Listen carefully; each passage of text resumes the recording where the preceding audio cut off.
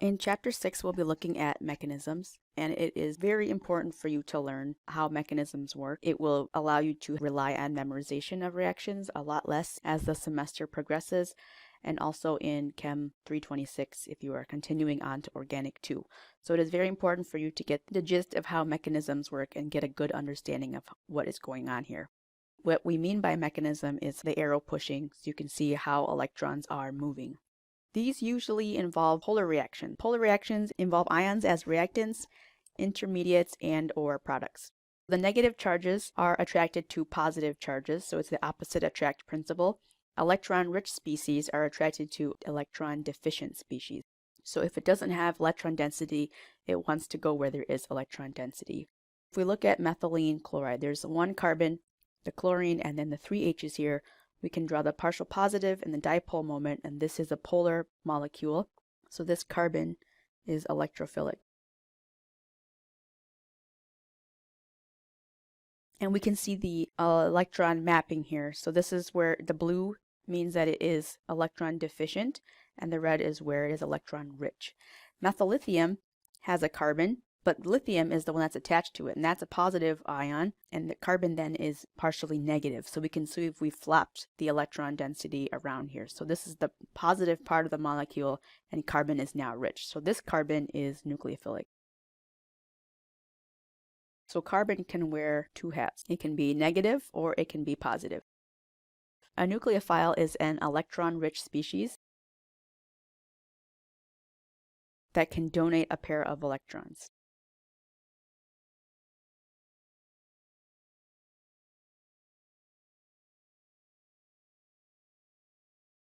Nucleophiles tend to be Lewis bases because they can donate that pair of electrons. A more polarizable nucleophile equals a stronger nucleophile. So if we can polarize the nucleophile, that makes it stronger. So a couple of nucleophiles that we see here is this carbon negative where the lithium is positive. Ethoxide is a negative charge. And then we have an example where the nucleophile is lone pairs, or it can be a pi bond. So all of these have electron density here. In a case where there is a formal negative charge, makes a stronger nucleophile because it is more polarizable. So we can send the electron density here because it's formally negatively charged. An electrophile is an electron deficient species that can accept a pair of electrons.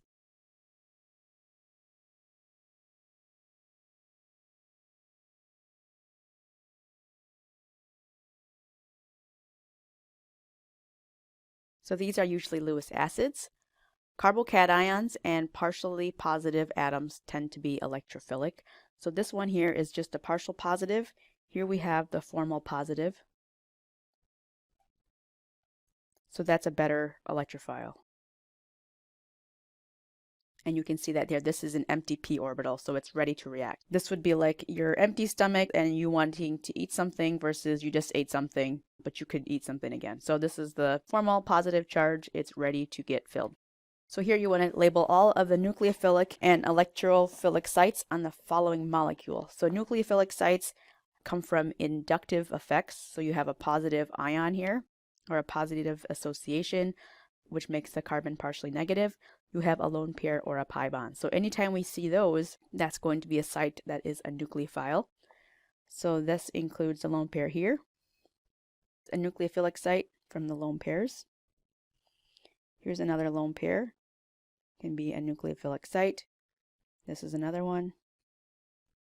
And then the pi bond here.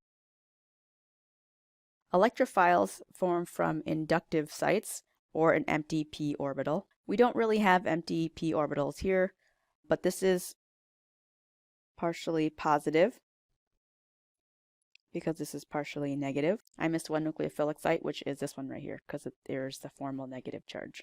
So this is kind of a tricky one here. This is actually an electrophilic site, even though this is positive. But if something were to get electrons here, those electrons would go up to take care of that positive charge there. So that one's kind of a tricky one. It's kind of an inductive one. So curved arrows are used to show how electrons move. as bonds are breaking and or forming.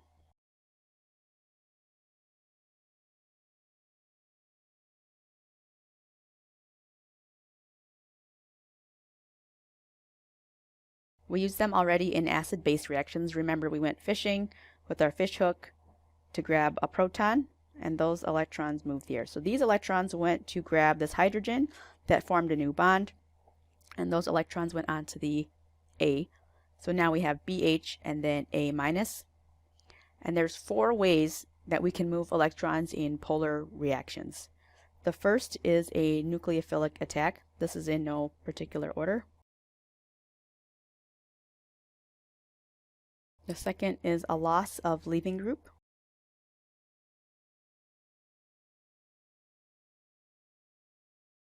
Third is proton transfers. And this is the type that we've seen already with acid-base reactions. And the fourth, which is the trickiest one, probably is rearrangements. So in a nucleophilic attack, pi bonds can also act as nucleophiles.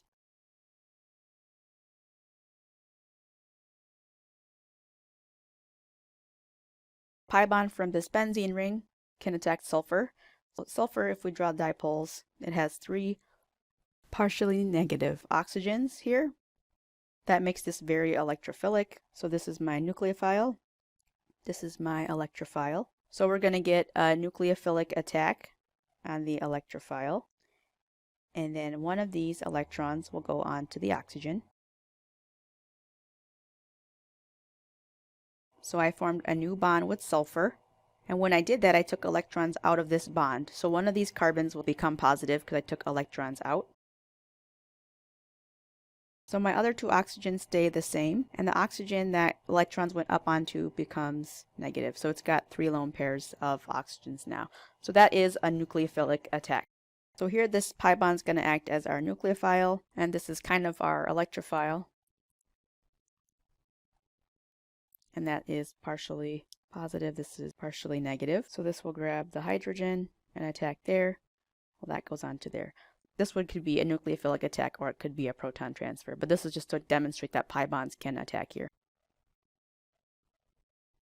So I formed a new bond with hydrogen because these pi bonds came out here, and that becomes positive, and we have Cl minus. If you noticed here, only one of the carbon atoms from the pi bond uses the pair of electrons to attack the electrophile, so that one of the carbons from the pi bonds adds here. The other one gets a cation or a positive charge there because we took electrons out of there. Only one of the carbons got the hydrogen, not both of them. So that's nucleophilic attack. The next is loss of a leaving group. This involves a heterolytic bond cleavage where an atom or group takes the electron pair. In English, we have a leaving group, and that's going to get lost. So the electrons from this bond here can go on to the bromine. So we get this here plus the bromine. So when these electrons came out and went onto the bromine, this left this carbon deficient. So now it has positively charged, or becomes a carbocation, and that bromine got an extra pair of electrons. So before it had 3, now it has 4. So this is loss of a leaving group. Sometimes we can use more than one curved arrow to show how the leaving group leaves. So our leaving group here will be the chlorine. So Lg is for leaving group. So this one's going to involve a couple of arrows. There should be a double bond on this nitrogen, so you can fix your slide. So it's common for more than one arrow to be involved. Like I said, this negative charge from the oxygen can come in here to form a double bond with the nitrogen, which will make too many bonds to nitrogen. So one of these electron lone pairs can come down to this bond, which again makes too many bonds to this carbon. So this will come here. And then there's too many bonds to this carbon, so the chlorine will leave.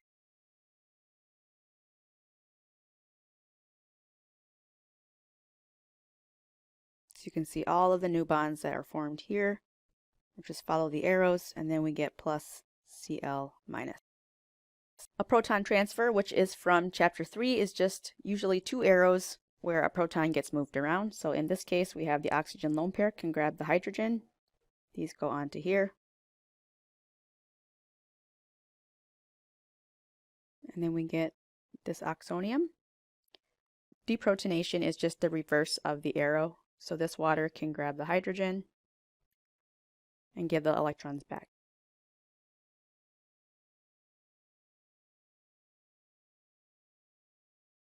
And then notice that the charge stays the same. So we had a positive charge on this side, and now the positive charge is here, positive here, and it's positive here. So those stay balanced.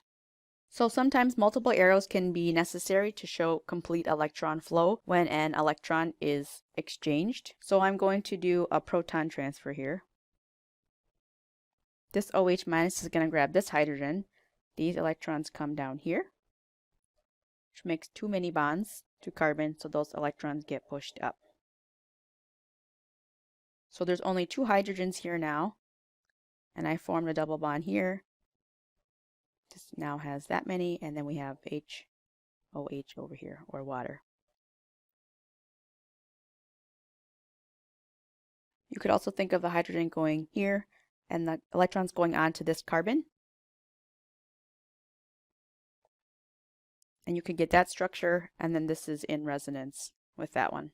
So if you drew these electrons into here and on there, those are in resonance together. So in rearrangements, carbocations can be stabilized by neighboring groups through slight orbital overlapping called hyperconjugation. This methyl group here stabilizes the carbocation by sending electron density through the bond. So it can donate electron density into the p orbital. If you increase the substitution, that increases the stability of a carbocation due to the increasing number of adjacent sigma bonds aligned with the empty p orbital. So what that means is this is a methyl carbocation. It's not very stable because it only has hydrogens there to support that positive charge. If you add a carbon group here, this is a primary carbocation, and that has the support of 1 carbon. So this has more electron density, so it can bring more electron density into that carbon to support the positive charge. Here you have secondary, so there's 2 carbons now supporting that charge, which is better than 1, which is better than 0, and this is tertiary. So this is one of the more stable carbocations. So stability increases that way.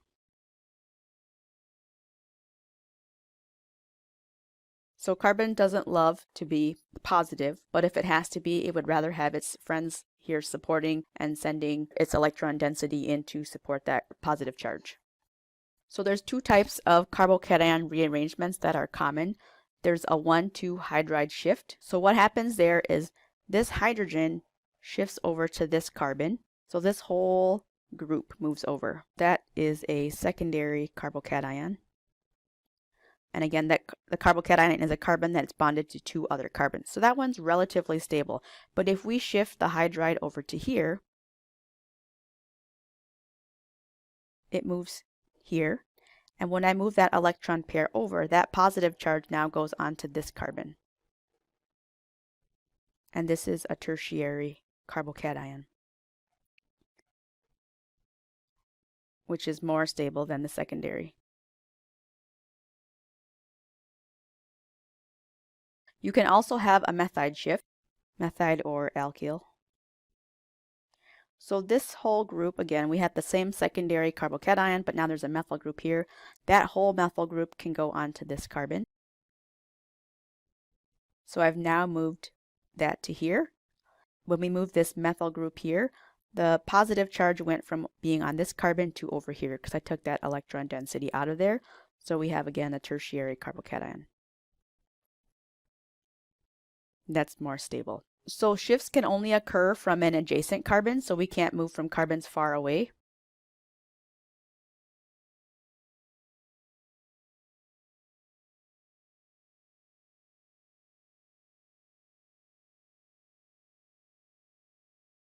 And it only occurs if a more stable carbocation results.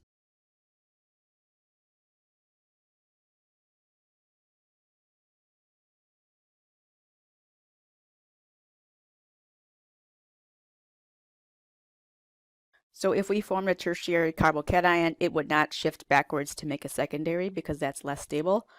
Or if you had a secondary carbocation, it would not shift to form another secondary carbocation. So multi-step reactions usually combine multiple patterns. So the reaction that we're looking at here combines all 4 of the types of arrows. So in this first one, we have an oxygen grabbing a proton. So this one is a proton transfer. This can also be written as a plus minus H, just to show that you're adding a proton, and then later if you remove a proton, that's the minus proton, or you can call it a PT for proton transfer. So once this oxygen grabs the hydrogen, this is now a water which can leave. So this is a leaving group, and this type of arrow is a loss of leaving group. So this is my leaving group. Here we have an alkyl shift or a methyl shift. So this is a carbocation rearrangement.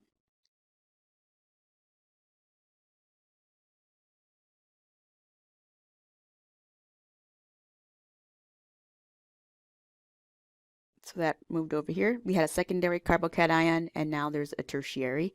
And then this here is bromine with a negative charge, and there's a positive charge here. So this is my nucleophile. This is an electrophile. We have a nucleophilic attack.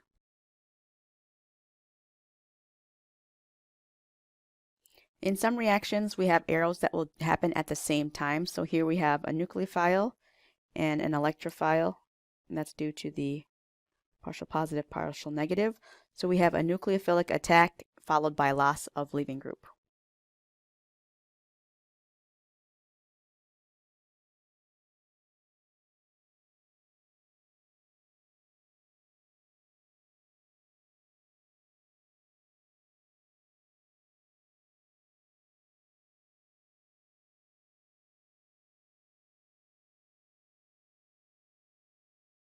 So when we're drawing arrows, the curved arrow will start on a pair of electrons, which is a shared pair in a bond or a lone pair.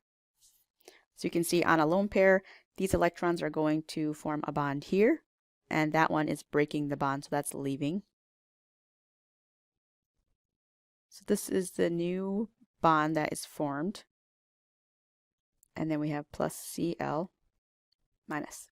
The second arrow here is drawn incorrectly, and that is because we want to show the electrons going from here. So that's one part of it that is wrong. So this attack is fine, but this arrow should be between the bond.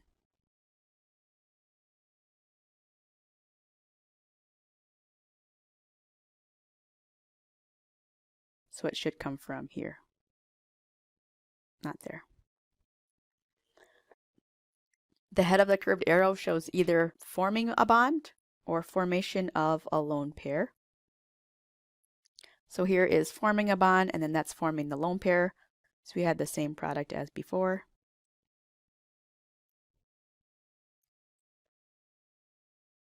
So we're forming that lone pair, and the head of a curved arrow can never show carbon forming more than 4 bonds. So we can't have an electron attacking here if this carbon already has 4 bonds. But if we have the oxygen lone pair attacking here and this leaving, that's not violating the rule. Any curved arrow drawn should describe one of the 4 patterns discussed. So we either are drawing a nucleophilic attack or a loss of a leaving group. Again, this is the same product that we keep seeing. But this arrow here is not reasonable.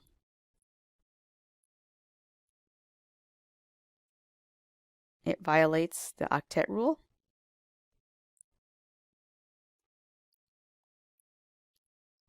Is not one of the patterns.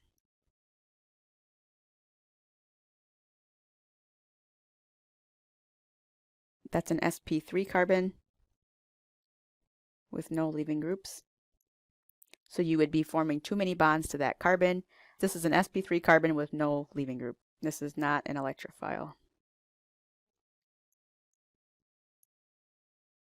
So when you encounter a carbocation, you have to consider if a rearrangement in either hydride or an alkyl shift could result in a more stable cation. So you look at the hydrogen atoms and or methyl groups on neighboring carbons and then determine if shifting one of those groups forms a more stable carbocation. So right here I have a secondary carbocation. So I look at this hydrogen here. So let's say I was to move this hydrogen over to here. So if I did that, that hydrogen comes here, my positive charge moves here, and I have a secondary carbocation again. It doesn't really help because it's not more stable. If I have a hydrogen here, which I do, and if I move that to that same carbon,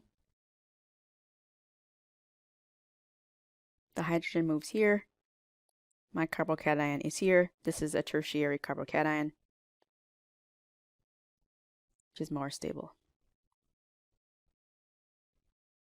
So if it doesn't make sense to form a carbocation, then it won't happen. But if it makes it more stable, then it will happen.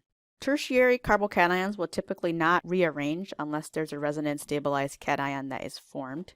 So this is a tertiary carbocation. This one will not rearrange. If I had a similar structure,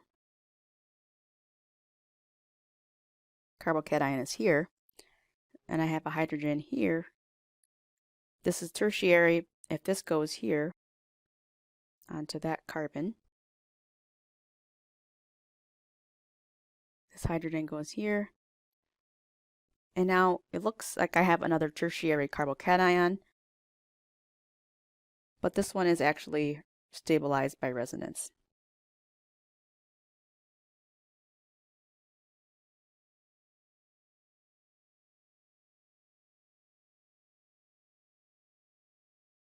So that one will shift, this one will not.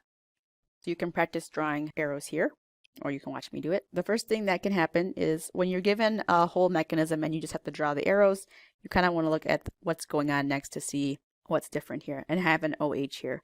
So this is my nucleophile. This is the electrophile. Nucleophile will attack the electrophile. That would make 5 bonds, so I'm going to put electrons up here. So this is a nucleophilic attack.